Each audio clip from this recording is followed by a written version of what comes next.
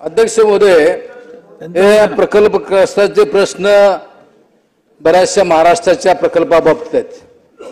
अध्यक्ष महोदय, पूर्वीच्या काळी हा कायदा नव्हता हे आम्हाला मान्य आहे, परंतु अलीकडच्या काळामध्ये अध्यक्ष महोदय सातारा जिल्ह्यामध्ये तारी धरण झालं।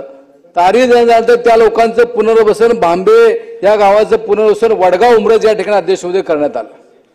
आजही तिथले काही प्रकल्पग्रस्त आहेत, त्यांना त्या ठिकाणी खातेदार असून सुद्धा त्यांना पुनर्वसनाचा लाभ मिळत नाही, त्यांना देय भूखंड सुद्धा मिळालेले नाहीत अध्यक्ष महोदय।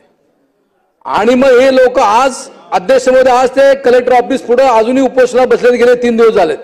माननीय मुख्यमंत्री महोदयांना त्यांनी निवेदन दिलं होतं, पण अध्यक्ष महोदय या माध्यमातून एक विनंती आहे की त्या खातेदारांना आपण न्याय द्यावा। अध्यक्ष महोदय, सन्माननीय सदस्यांनी जो प्रश्न विचारला ते काही अंशी ते खरं आहे, परंतु मी जे सुरुवातीला जे उत्तर दिलं त्याच्यामध्ये हायकोर्टाच्या ह्या जमीन वाटपामध्ये हायकोर्टाच्या निदर्शनात आलं की काही अनियमितता झालेली आहे। त्याची हाय पॉवर कमिटी एक नेमलेली आहे, त्या हाय पॉवर कमिटीचा अहवाल तो कोर्टाच्या निदर्शनात आणल्यानंतर ह्या विषयावरती निर्णय होणार आणि तोही लवकरात लवकर। कालच याच्यावरती मुख्यमंत्र्यांनी बैठक घेतली, काल नाही परवा 2 दिवसापूर्वी एक बैठक घेतली आणि तो निर्णय करण्यासाठी सातारा कलेक्टरांवर ती जबाबदारी दिलेली आहे। लवकरात लवकर तो निर्णय लागेल।